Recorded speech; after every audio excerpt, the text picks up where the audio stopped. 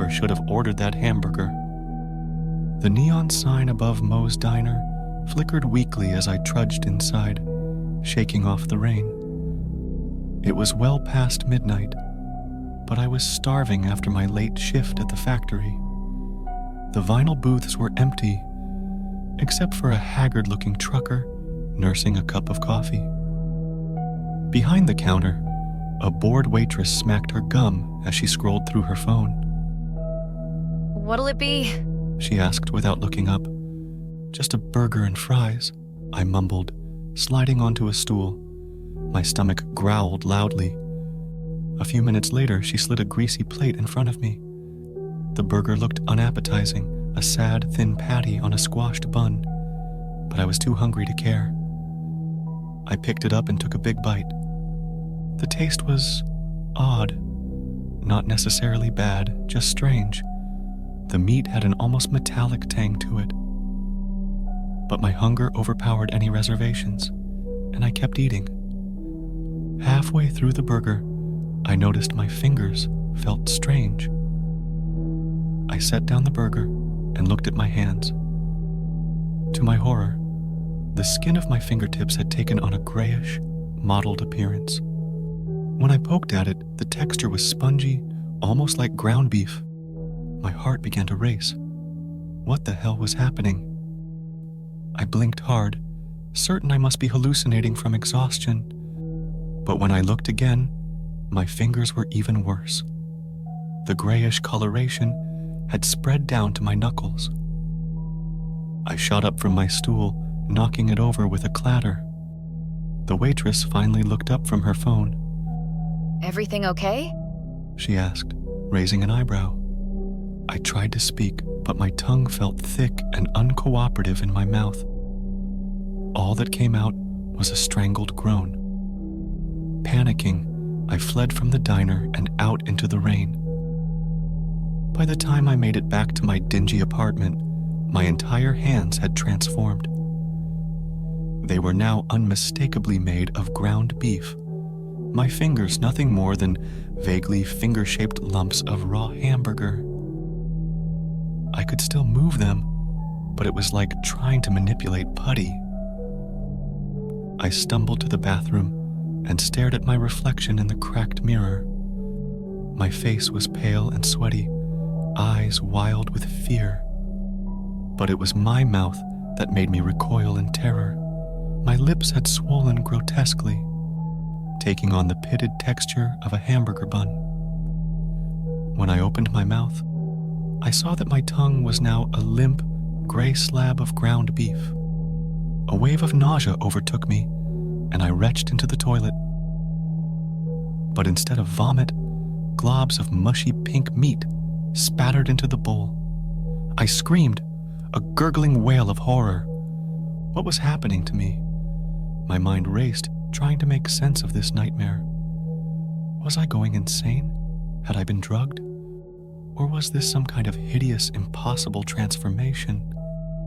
I don't know how long I huddled on the grimy bathroom floor, shaking and sobbing. Hours passed in a delirious haze. Eventually, watery sunlight began to filter through the tiny window. Morning had come.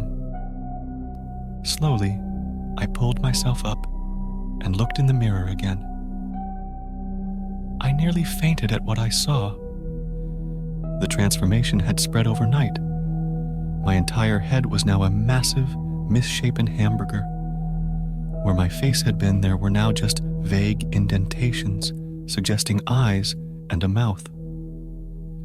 Stringy bits of lettuce sprouted from my scalp like hair.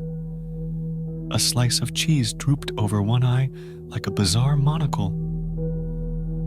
My torso had grown bloated and round, my skin taking on the texture of a hamburger bun. When I lifted my shirt, I saw that my belly was now a massive meat patty, complete with grill marks. My arms and legs were still somewhat recognizable, but the flesh had become soft and malleable, like ground beef. I could barely stand on my mushy, bun-like feet. I was turning into a hamburger. The realization hit me like a punch to the gut. This was real. This was happening. As the day wore on, the transformation continued to progress. By evening, I was little more than a vaguely human-shaped mass of burger ingredients. My limbs had fused into my torso. I could still move, sort of, but it was more of an undulating, slug-like motion. The strangest part was that I didn't feel pain.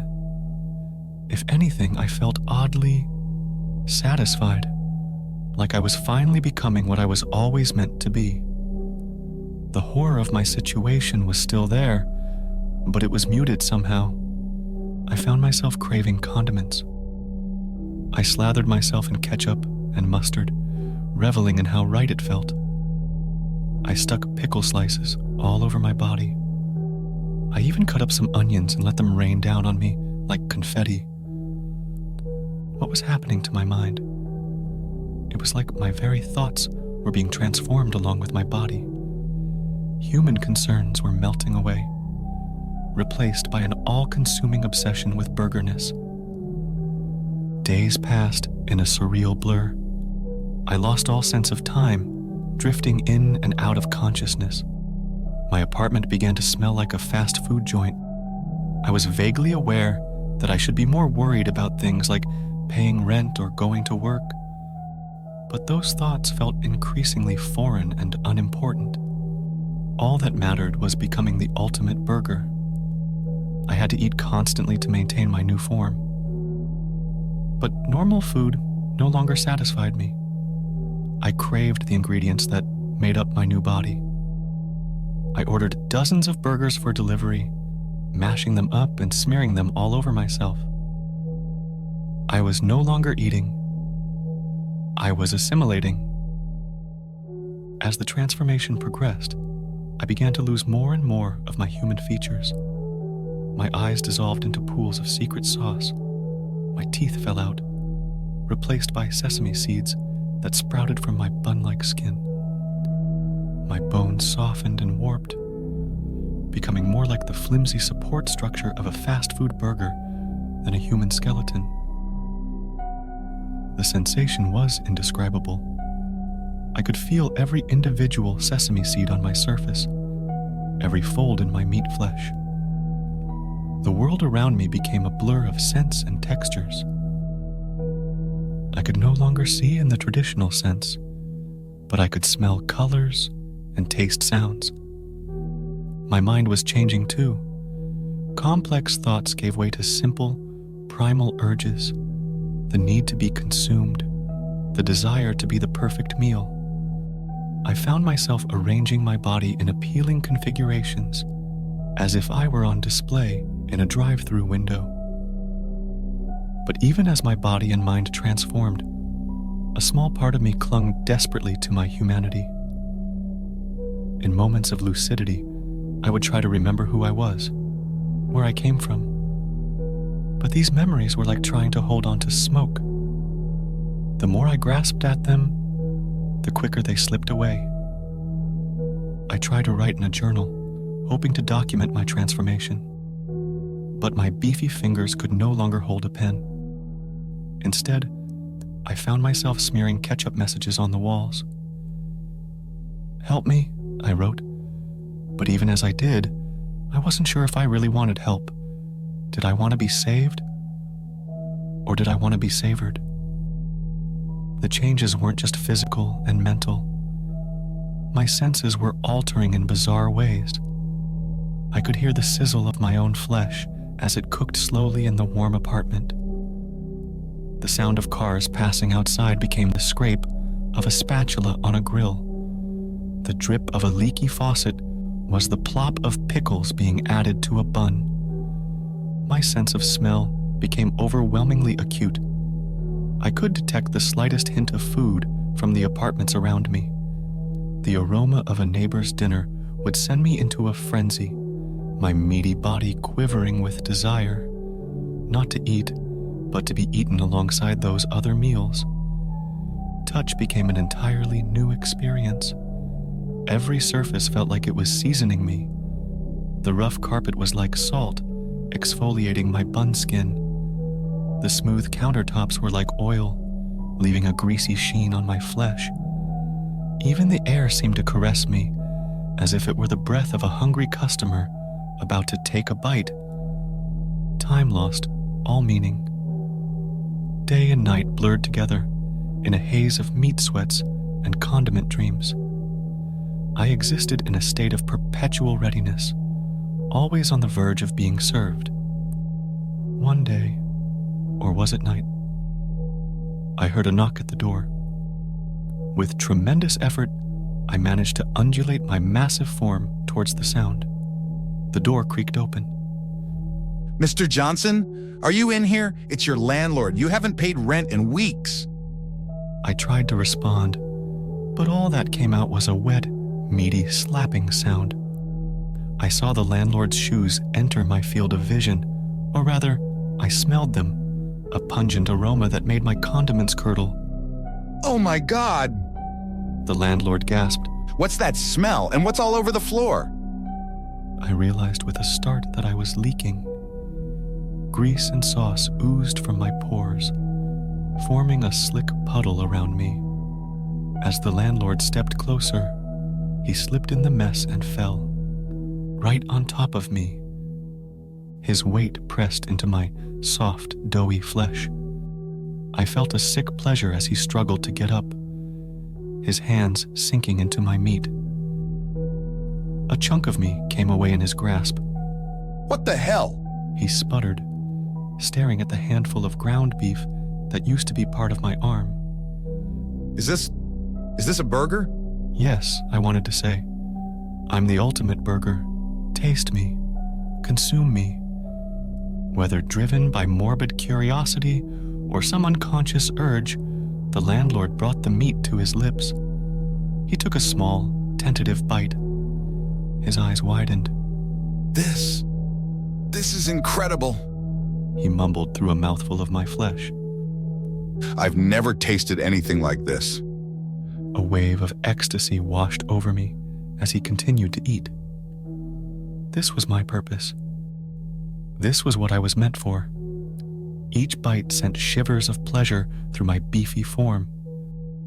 But as the landlord devoured more of me, I began to feel strange. Weaker, yes, but also more aware. With each piece of myself that was consumed, a small part of my humanity seemed to return. Memories flashed through my mind, my childhood, my first kiss, my hopes and dreams. All the things I had forgotten in my burger madness came flooding back. No, I tried to say, but it came out as nothing more than a wet gurgle. Stop, please! But the landlord couldn't hear me. He was lost in a feeding frenzy, tearing into me with animal-like ferocity. I could feel myself growing smaller, diminishing with each bite. As he consumed me, I experienced a kind of out-of-body sensation. I could feel myself being broken down, digested. I was becoming part of him, my consciousness spreading through his body like a fast food infection. I could feel my essence seeping into his bloodstream, my burger being merging with his human cells. Would he become like me? Would the curse of the burger spread? As the last of my burger self was consumed, my consciousness began to fade. In my final moments, I realized the true horror of what had happened to me.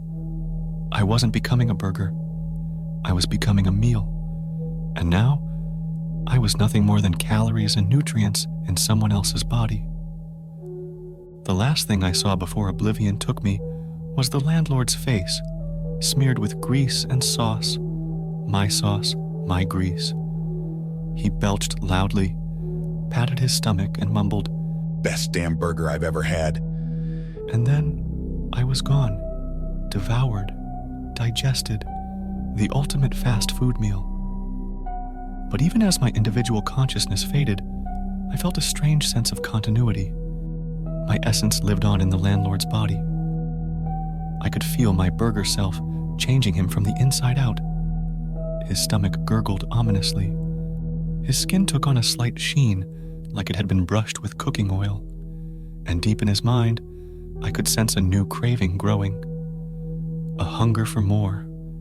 More burgers, more transformations. As his body absorbed the last of me, I realized with horror that this was never about just one person becoming a burger. It was the start of something bigger, a chain reaction, a fast food apocalypse. The landlord stumbled out of the apartment, clutching his stomach.